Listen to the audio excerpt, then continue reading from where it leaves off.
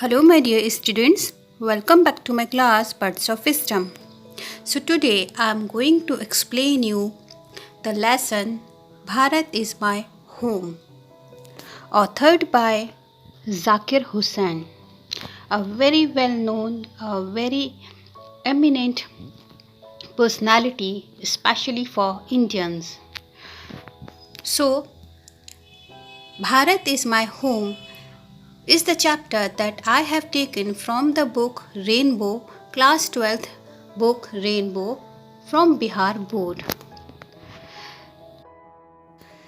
So, this writing is actually an extract of a speech delivered by Dr. Zakir Hussain after he took his oath when he became the President of India. He was elected as the third President of India. So Dr. Zakir Hussain, he was born in 1897 and passed away in 1969. He was born in Hyderabad, was one of our greatest freedom fighters as well as an eminent educationist. Dr. Hussain became the President of India in 1967. Earlier, he had served as the Governor of Bihar.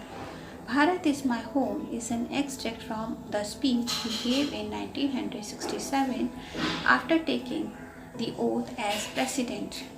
In his first speech as the President of India, Dr. Zakir Hussain pledges himself to the service of the totality of India's culture. तो इस प्रकार से 1897 में उनका जन्म हुआ था हैदराबाद में और वो एक बहुत ही एमिनेंट बहुत ही फेमस एजुकेशनिस्ट रह चुके हैं और वो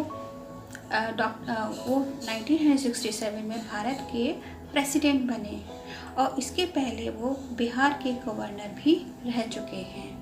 तो भारत इज़ माय होम क्या है उनकी जो स्पीच है एक्सट्रैक्ट यानी कि पार्ट उनकी जो स्पीच है जो कि प्रेसिडेंट जब वो बने थे तो वहाँ पर जब उन्होंने शपथ ली थी उसके बाद उन्होंने एक स्पीच डिलीवर की थी तो उसका ही एक पार्ट है। तो डॉक्टर जाकिर हुसैन जो है अपनी इस स्पीच में क्या बताते हैं क्या कहते हैं कि वो अपने आप को भारत की जो संस्कृति है उसकी टोटलिटी यानी कि उसकी जो अखंडता है उसको बनाए रखने की जो सेवा है उसमें अपने आप को पूरी तरीके से समर्पित कर देंगे या समर्पित करने की शपथ लेते हैं। Let us continue the chapter. So, Bharat is my home. Dr. Zakir Hussain says, I must confess that I am overwhelmed by the trust my people have placed in me by electing me to the highest office in the land. तो यहाँ पर doctor Zakir Hussain जो हैं वो कहते हैं कि confess means admit तो डॉक्टर जाकिर हुसैन कहते हैं कि मैं एडमिट करता हूँ मैं स्वीकार करता हूँ कि I am overwhelmed means excess of any emotion हम कह सकते हैं that can be any kind of emotion. Okay, that can be any kind of emotion. When you are over happy, when you are overjoyed, when you are over depressed, है ना, तो किसी भी emotion की जब एक्सेस बढ़ जाती है उसको हम कहते हैं ओवरवेल्म्ड। तो यहाँ पर वो कहना चाहते हैं कि मैं इस बात को स्वीकार करता हूँ कि आज मैं बहुत ज़्यादा खुश हूँ क्योंकि मेरे जो लोग हैं यानी मेरे जो देशवासी हैं वो मेरे ऊपर इतना ट्रस्ट करते हैं इतना भरोसा करते हैं कि उन्होंने अपने इस लैंड का लैंड यहाँ पर क्या है इंडिया यानी उन्होंने भारत के भारत का जो इतना बड़ा ऑफिस यानी इतना बड़ा जो पद है प्रेसिडेंसी का उसके लिए मुझे इलेक्ट किया उन्होंने मुझे चुना। तो इस बात को देख करके मैं बहुत ज़्यादा खुश हूँ। Doctor Radhakrishnan brought to the presidency a mental equipment, a degree of erudition and wealth of experience rarely to be found anywhere। तो उनके पहले डॉक्टर राधा कृष्णन जो थे वो आप सभी को पता होगा ही was the second president of India. तो अपने वो थोड़ा कुछ मोमेंट के लिए ही actually turns to doctor Radhakrishnan who was the second president of India and he praises Dr. Radhakrishnan and he explains and tells us that how the work of Radhakrishnan are fruitful for us। कि जब वो president थे, जब वो president रहे तो उन्होंने अपनी प्रेसिडेंसी में क्या है मेंटल इक्विपमेंट, एक जो क्वालिटीज़ होती है, एक पर्सनल इंसान की जो क्वालिटीज़ होती हैं, पर्सनल डेवलपमेंट की जो क्वालिटीज़ होती हैं, और क्या कहना चाहिए इंटेलेक्चुअल, मेंटल इक्विपमेंट का मीनिंग ये भी समझ सकते हैं intellectual process.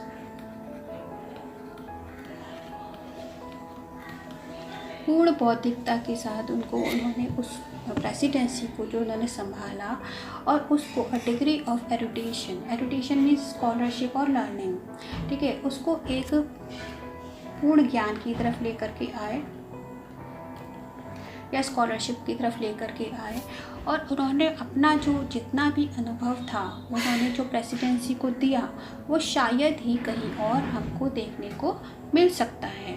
So we can say doctor Radhakrishnan set a guideline for the coming people of India and for the coming presidents of India how to maintain this powerful seat, and we must always indulge ourselves to give it intellectual process and keep on learning with it and wealth of experience। तो इस तरीके से उन्होंने अपना ज्ञान, अनुभवों का ज्ञान देते हुए हमें भी आगे बढ़ने की शिक्षा दी। During a lifetime devoted to the pursuit of knowledge and truth, he has done more than probably any other man to bring out and explain Indian philosophical thought and the oneness of all true spiritual values। तो उनके अलावा शायद ही हमारी भारत भूमि में कोई इंसान होगा जिन्होंने इतना ज़्यादा जो भारतीय संस्कृति जो है उसकी वैल्यूज़ को बनाए रखने के लिए इतना काम किया।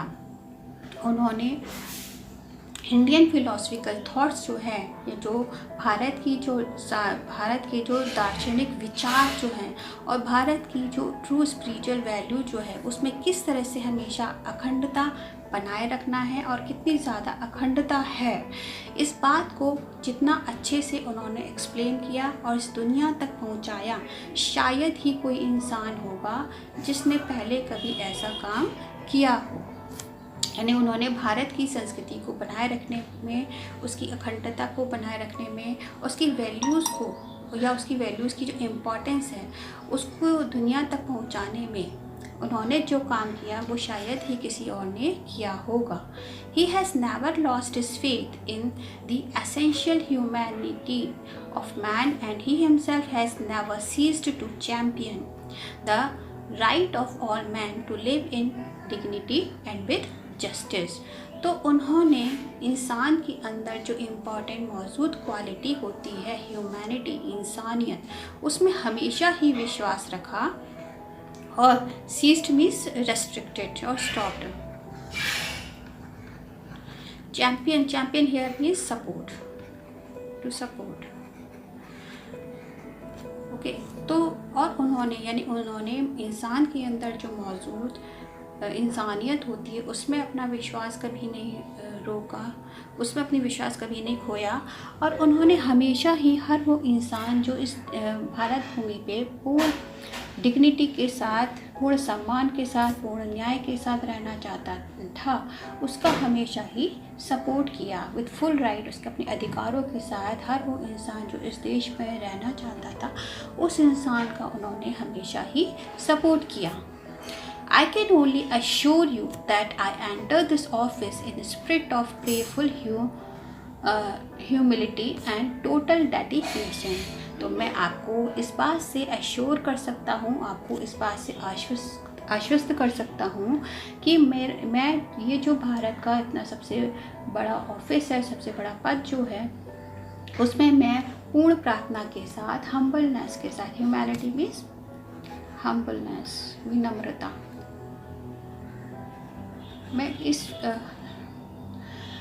मैं इतने बड़े गरिमापूर्ण पद में जो है पूर्ण हम्बलनेस, पूर्ण विनम्रता के साथ, पूर्ण डेडिकेशन यानी पूर्ण समर्पण के साथ एंटर हुआ हूँ। I have just taken the oath of loyalty to the constitution of India. मैंने अभी अभी भारत का जो संविधान है उसके प्रति अपनी वफादारी की अभी अभी शपथ ली है।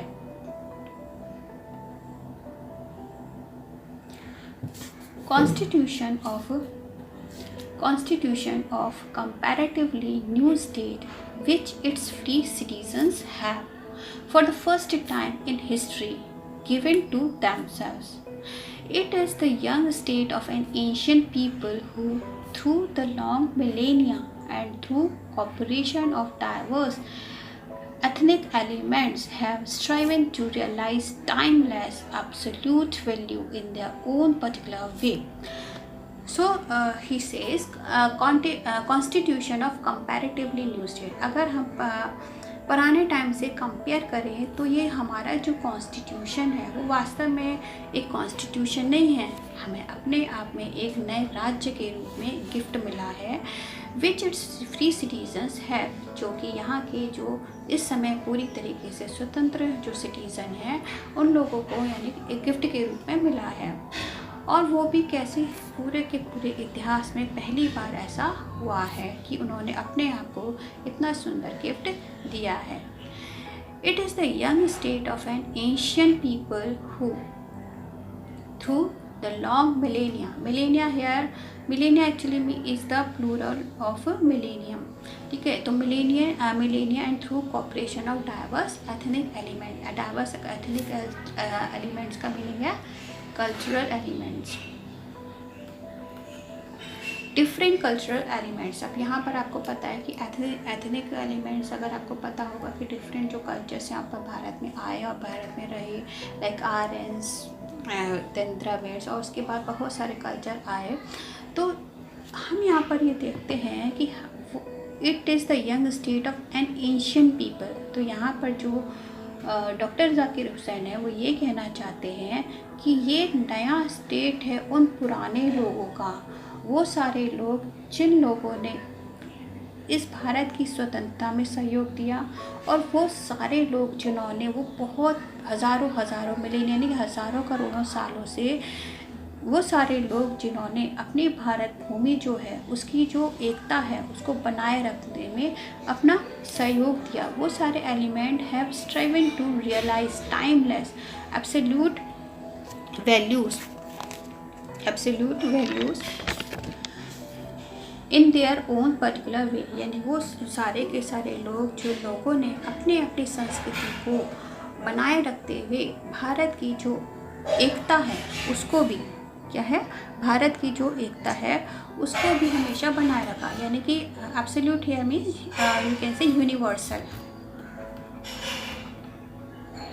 यानी उन्होंने अपनी खुद की संस्कृति को भी नहीं खोने दिया, और उसके साथ साथ भारत को एक रूप में हमेशा बनाए रखने के लिए, यूनिवर्सल ब्रदरहुड बनाए रखने में हमेशा ही क्या किया, स्ट्रेवन किया, स्ट्रगल किया। Okay, so means to say it was not that much easy to maintain our own culture, our own personal culture, and then with it to maintain the unity of the nation, ठीक है। तो वो सारे लोग जिन लोगों ने इतना ज़्यादा संघर्ष किया अपने खुद की संस्कृति को बचाए रखने के साथ साथ एक यूनिवर्सल ब्रदरहुड बनाए रखने में, इस देश की अखंडता को ना टूटने में सहयोग दिया, ये जो नया भारत है वो वास्तव में उन्हीं लोगों का है। For though some concrete I pledge myself to the service of those values. तो वो सारे मूल्य जो उन लोगों ने, हमारे महान पूर्वजों ने हमेशा बनाए रखे, मैं उन मूल्यों की क्या है कद्र करता हूँ और उनके प्रति अपनी सेवा को समर्पित करता हूँ। For though some concrete realisation of a value may become inadequate with the change of circumstances, and inadequate means lacking something, ठीक है। हालांकि जो समय जैसे जैसे गुजरता गया तो उस समय के साथ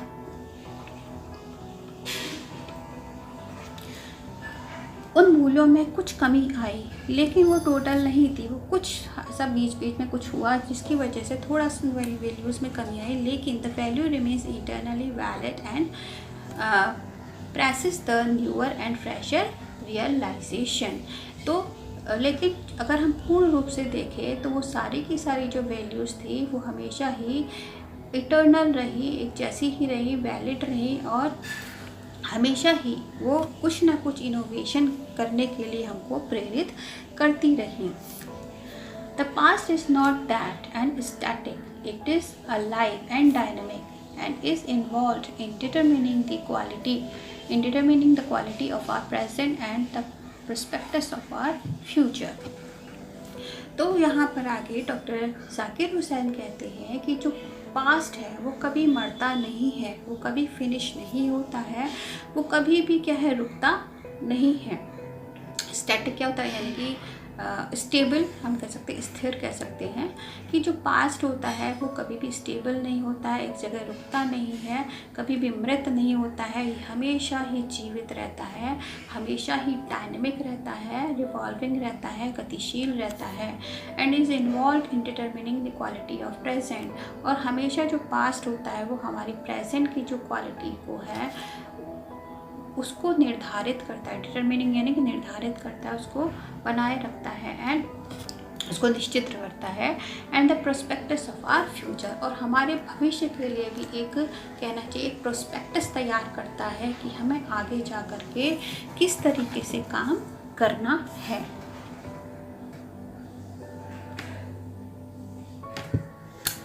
ओके तो जैसे कि काफ़ी लोग बोलते हैं ना, पास्ट को हमें नहीं याद रखना चाहिए, पास्ट को भूल जाना चाहिए। तो ये बात जो होती है वो हर समय के लिए इम्पॉर्टेंट नहीं होती है, क्योंकि पास्ट को कुछ हद तक याद रखना भी ज़रूरी होता है, क्योंकि पास्ट से हम बहुत कुछ सीखते हैं। वो सारी गलतियाँ जो हमने की हैं उनको नहीं दोहराना है, या फिर जो अच्छे काम किए हैं पास्ट में उसको किस तरीके से हमें और आगे बढ़ाना है। तो जो पास्ट जो होता है वो कहीं ना कहीं हमारे लिए इंस्पिरेशन का भी काम करता है। The process of its constant renewal is Indeed the process of growth of national culture and national character. It is the business of education as I see it to minister this office, this constant renewal, and I may be forgiven the presumption that my choice to this high office has mainly, if not entirely, been made an account of my long association with the education of my people. I maintain that education is a prime instrument of national purpose, and that quality of education is inescapably involved in the quality of the nation. So the process of its constant renewal is indeed the process of growth. यानी कि अगर हम अपने भारत की जो संस्कृति जो है उसमें हमेशा कुछ ना कुछ रिन्यूअल करते रहें, कोई ना कोई हम ये कह सकते हैं इनोवेशन लाते रहें, तो क्या है कि इसका अर्थ ये है कि वो हम अपने आप में क्या अपनी भारतीय संस्कृति जो है या अपने नैतिक चरित्र को हमेशा ही इनोवेट कर रहे हैं। यानी कि अपने भारत भूमि में कुछ ना कुछ इनोवेशन अगर हम ला रहे हैं तो इसका मतलब ये है कि हम अपनी संस्कृति को बढ़ा रहे हैं, अपने नेशनल कैरेक्टर को बढ़ा रहे हैं। और ये काम किसका है, ये किसके द्वारा संभव है? ये सिर्फ और सिर्फ शिक्षा के द्वारा ही संभव है। As I see it to minister this constant renewal, क्योंकि मैं ये मानता हूँ कि मिनिस्टर यहाँ पर क्या है, टू हैंडल और टू मैनेज। तो वो जो डॉक्टर जाकिर हुसैन है वही कहते हैं कि इस देश का जो डेवलपमेंट है, इसके कल्चर को जो बनाए रखना है वो तभी संभव है जब हमारे यहाँ के जो लोग हैं वो शिक्षित हों, एजुकेटेड हों और अपना कंटिन्यूसली अपना सपोर्ट करें। ठीक है, मॉन्स्टर यानी कि मैनेज करते रहें। जो लोग हैं यहाँ के रहने वाले जो हैं वो क्या है, अपने आप को इस योग्य अपने आप को बनाए रखें या मैनेज करते रहें कि कंटिन्यू इसके रिन्यूअल में हेल्प करते रहें। और I may be forgiven the presumption that my choice, यहाँ पर प्रिजम्पशन यानी कि कहना चाहिए लाइक हाइपोथेसिस और लाइक कहना चाहिए अनुमान लगाना। तो डॉक्टर जाकिर हुसैन कहते हैं कि जहाँ तक मैं अनुमान लगाता हूँ और मेरी जो बात है इसको मेरे अनुमान से, मतलब मैं जो बात आगे कहने जा रहा हूँ वो मेरे प्रिजम्पशन पर आधारित है, और उसके लिए अगर मैं गलत हूँ तो मैं लोगों से क्षमा चाहूँगा। मुझे उम्मीद है कि सब लोग मुझे क्षमा करेंगे। जो मेरी जो धारणा है या मेरा जो प्रिजम्पशन है, मेरी जो सोच है, जो आगे मैं कहना चाह रहा हूँ, हो सकता है वो गलत हो, लेकिन जहाँ तक मुझे लगता है, जहाँ तक मेरा अनुमान है कि आज जो इतना बड़ा ऑफिस जो मैं आज संभाल रहा हूँ, इतना बड़ा पद जो आज मैं संभाल रहा हूँ, वो सिर्फ़ और सिर्फ इस वजह से संभाल पा रहा हूँ क्योंकि मैं अपने लोगों की शिक्षा के बीच में रहा हूँ। यानी मैंने कई वर्षों तक अपने लोगों को शिक्षित किया है और शिक्षित लोगों के साथ उठा बैठा हूँ, ठीक है। उनका काफ़ी समय मेरा जो है वो एजुकेटेड पीपल के साथ ही बीता है, और शायद यही एक वजह है कि आज मैं भारत का राष्ट्रपति हूँ। तो ये मेरा अनुमान है, और इस अनुमान, अगर मेरा ये अनुमान गलत है तो उसके लिए मुझे क्षमा करें। I maintain that education is a prime instrument of national purpose. तो मैं ये हमेशा मानता हूँ, मेंटेन यहाँ पर क्या है, एडमिट। तो मैं हमेशा ही एक बात मानता हूँ कि जो शिक्षा है वो अपने आप में एक मुख्य इंस्ट्रूमेंट है भारत के उद्देश्यों की प्राप्ति करने के लिए। Means if a nation is setting its unlimited goals, so acquiring all those purposes or acquiring all those goals, how it is possible? It is only possible through education. Okay, so if we wish to acquire the different goals of nation, it is only and only possible through education. And quality of education, it is inescapably involved in the quality of a nation. Inescapably means unavoidably.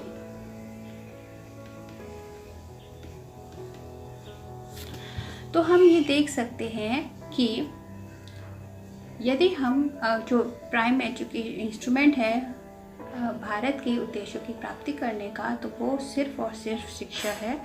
और जो quality of education है वो बिना नकारे हम ये कह सकते हैं, यानी कि हर वो इंसान जिसके अंदर एक पूर्ण क्वालिटी होगी शिक्षा की, एक पूर्ण शिक्षित इंसान होगा, तो बिना किसी रुकावट के ये बात तो बिल्कुल ही, मतलब उसको, उस देश की तरक्की को कोई रोक नहीं सकता है, ठीक है। यानी कि जिस देश में सबसे ज़्यादा शिक्षित इंसान होते हैं, उतना ही वो देश जो होता है फुल ऑफ क्वालिटी बनता है, उतना ही वो देश क्या होता है, समृद्ध बनता है। I therefore pledge myself to the loyalty of our past culture from wheresoever it may have come and by whomsoever it may have been contributed. तो इसी वजह से मैं शपथ लेता हूँ कि हमारा जो पास्ट कल्चर है उसकी वफादारी के प्रति मैं शपथ लेता हूँ, चाहे वो कल्चर कहीं से भी आया हो, चाहे किसी एक भी इंसान ने, किसी भी इंसान ने कितना भी कंट्रीब्यूट किया हो, मैं उस कल्चर को बनाए रखूँगा, उस पास्ट कल्चर को बनाए रखूँगा, उस पर अपना हमेशा ही वफादार रहूँगा, इसकी मैं शपथ लेता हूँ।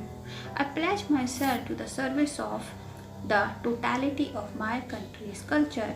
और मैं इस बात की भी शपथ लेता हूँ कि मेरे देश की जो संस्कृति है उसकी अखंडता को हमेशा बनाए रखूँगा, उसकी सेवा में अपने आप को हमेशा ही पूर्ण रूप से समर्पित करता रहूँगा।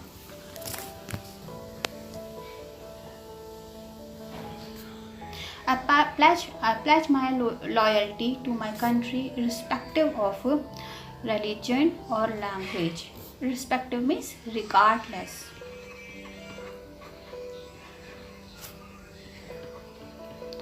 तो रिगार्डलेस ऑफ रिलीजन और लैंग्वेज, यानी कि इस बात को देखे बिना कि कोई इंसान किस जाति का है, किस धर्म का है, किस भाषा का है, मेरे मन में ऐसी कोई भावना नहीं रहेगी। मैं हर किसी की सेवा के लिए समर्पित रहूँगा।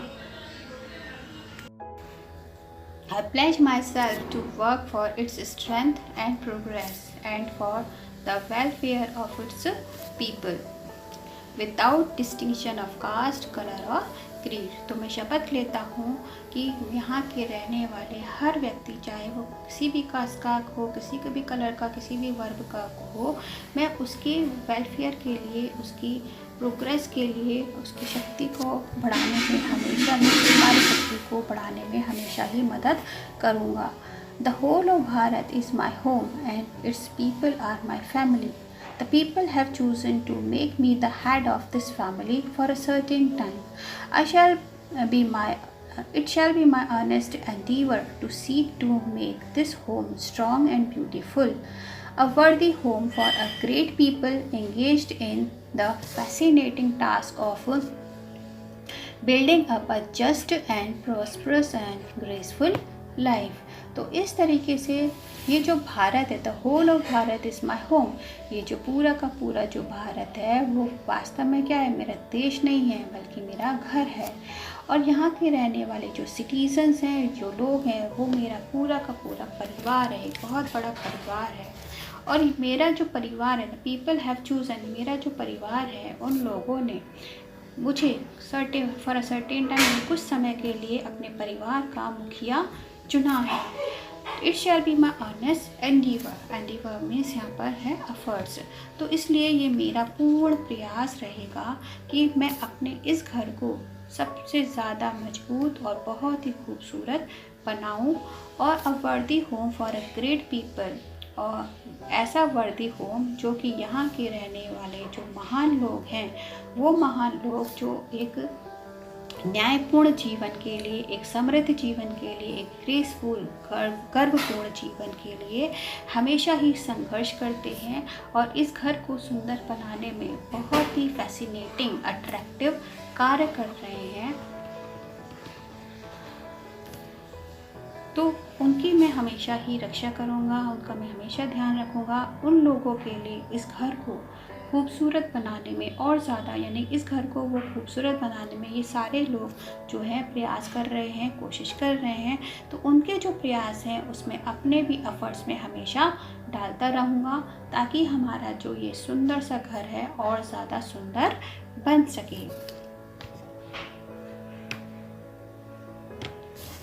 The family is big and is constantly growing at a rather inconveniently fast pace. Pace means speed.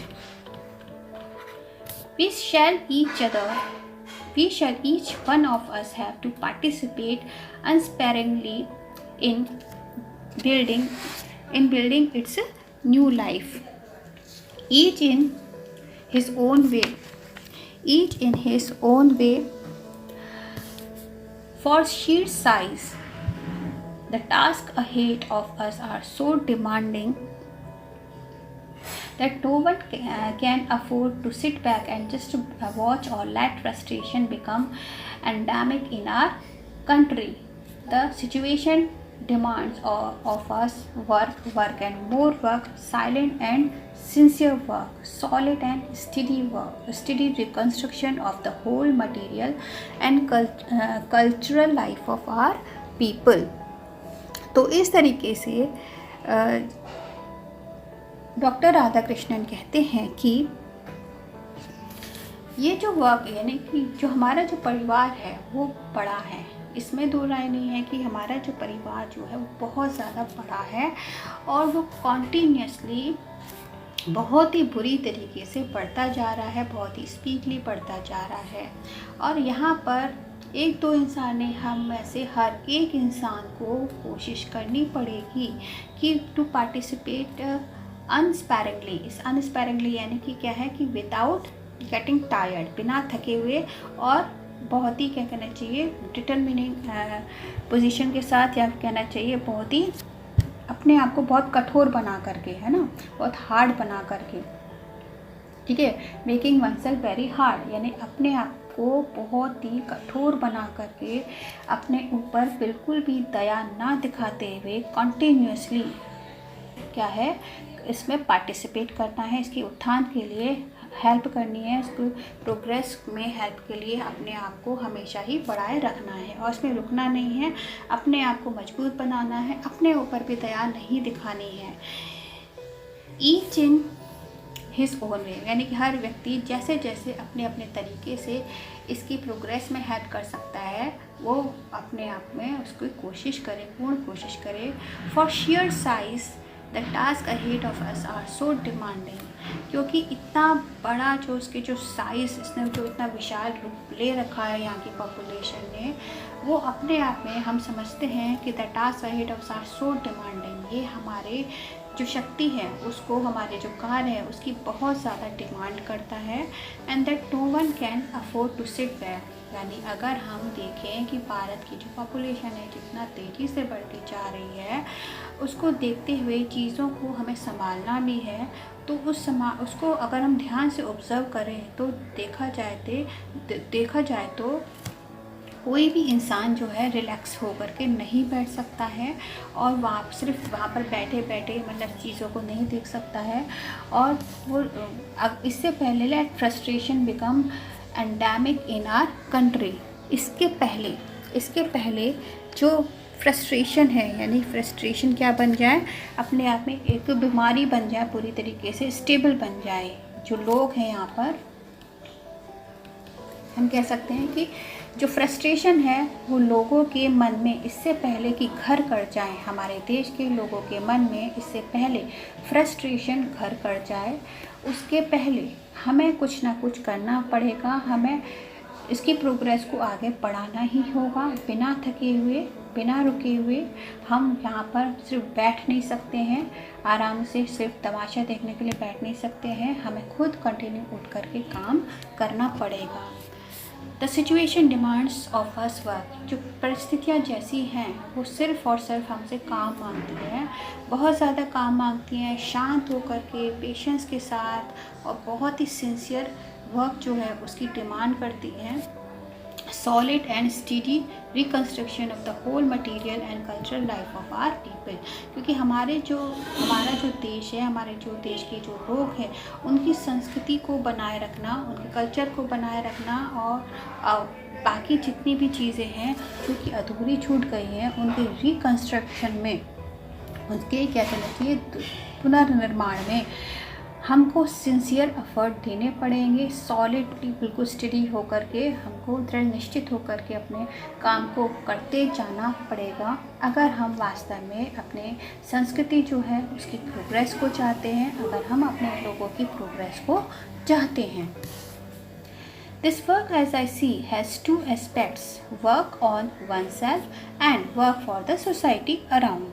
They are mutually fruitful aspects of work. The work on oneself is to follow the urge towards moral development as a free person and under self-imposed discipline, which alone can render that development possible. तो यहाँ पर आगे doctor Radhakrishnan जो है वो क्या कहते हैं कि ये जो काम है, जहाँ तक मैं देखता हूँ, इसके अपने आप में टू एस्पेक्ट है, दो रूप है।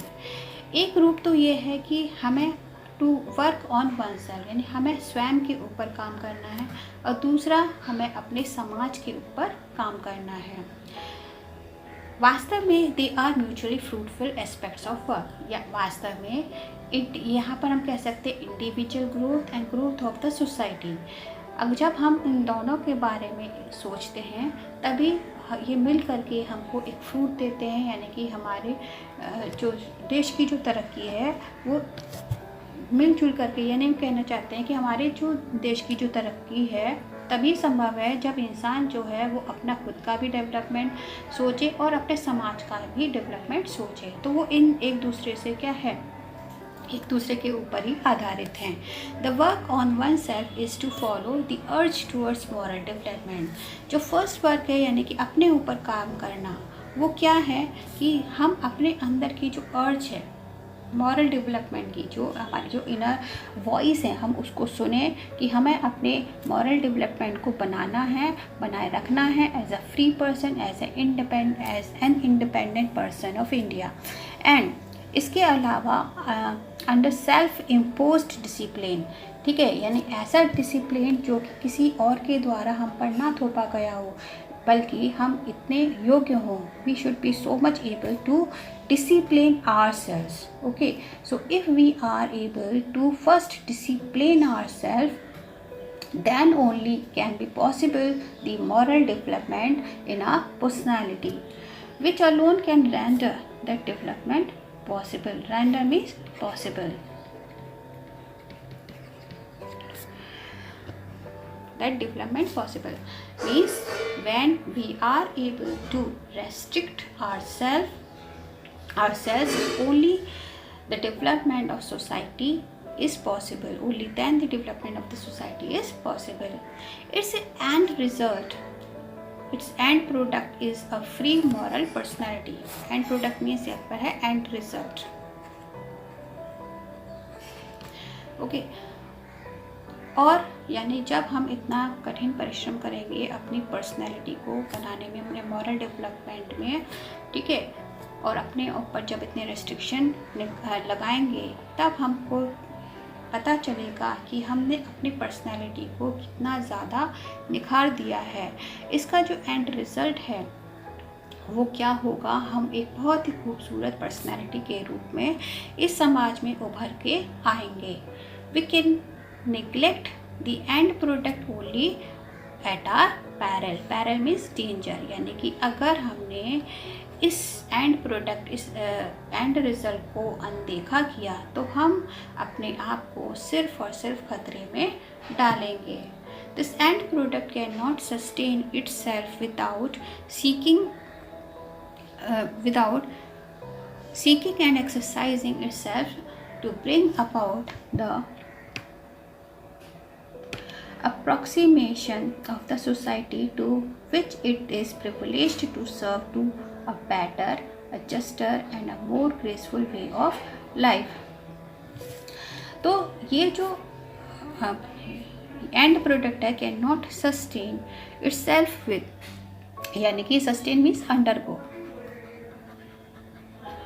ये जो हमारा एंड प्रोडक्ट है, हमारी जो पर्सनालिटी है, वो तब तक पूरी तरीके से उभर कर नहीं आ सकती जब तक कि हम अपने समाज की उन्नति के बारे में नहीं सोचते हैं, जिसकी सेवा करना अपने आप में क्या है, एक प्रिविलेज है, अपने आप में एक सौभाग्य से कम नहीं है।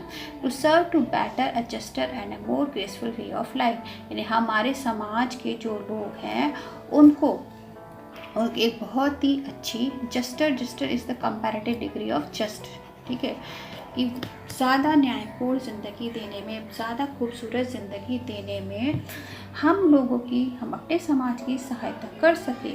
इससे बड़ा प्रिविलेज जो है वो हमारे लिए कभी नहीं हो सकता। इससे बड़ा जो हमारे ऑनरेबल टास्क है और कुछ भी नहीं सोच सकती, ठीक है। तो अब सबसे पहला काम क्या है, अपनी खुद की पर्सनालिटी को खूबसूरत बनाना। उसके बाद उस खूबसूरत पर्सनालिटी के साथ अपने देश की जो पर्सनालिटी है, अपने देश के जो काम है उसको आगे बढ़ाना और अपने देश को खूबसूरत बनाना।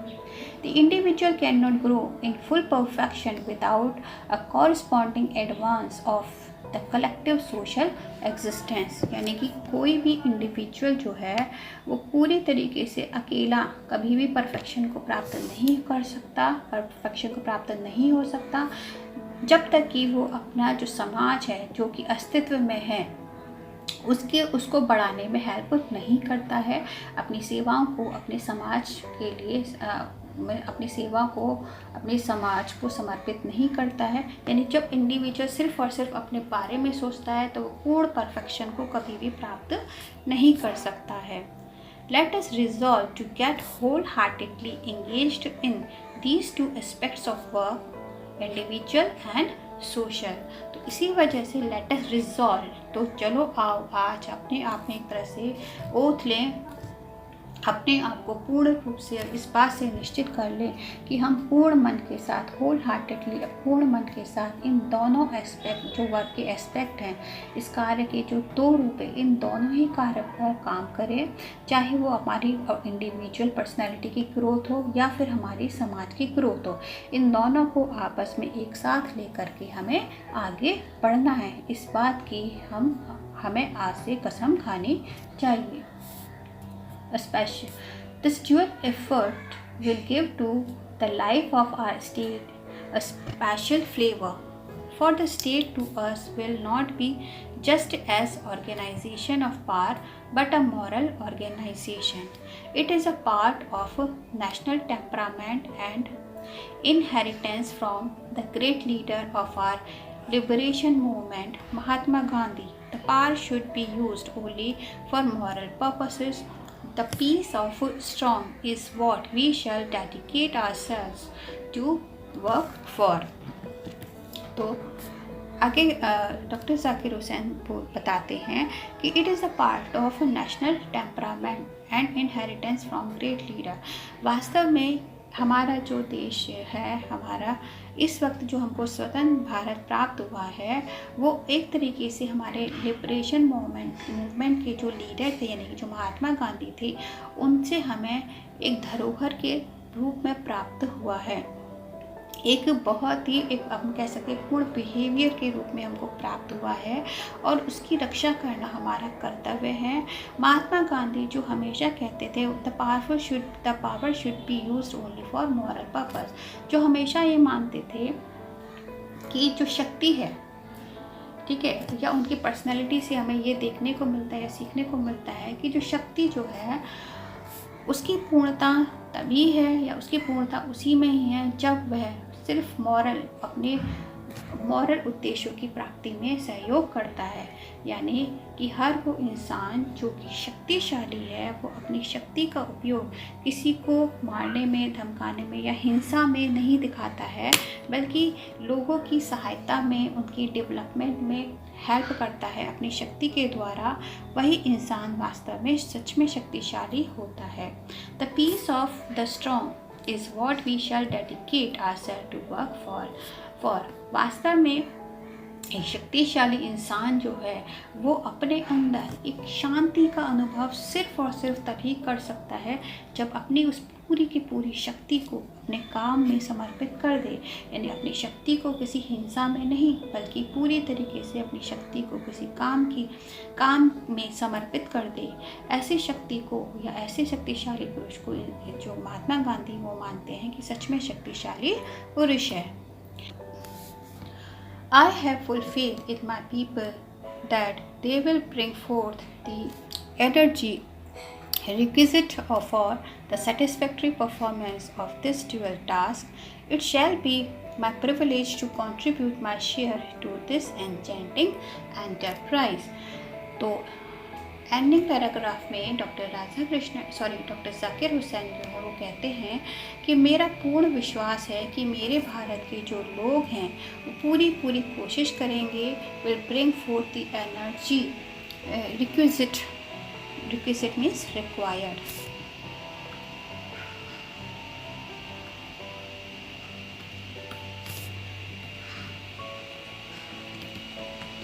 जितनी भी रिक्वायर्ड एनर्जी है इस ड्यूअल टास्क को परफॉर्म करने में, उसमें संतोषजनक रिज़ल्ट लाने में, उतनी एनर्जी मेरे भारत के जो लोग हैं वो उसमें ज़रूर देंगे।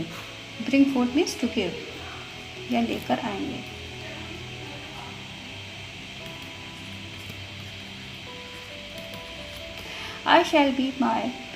It shall be my privilege to contribute my share to this enchanting enterprise. Enchanting यानी कि fascinating work.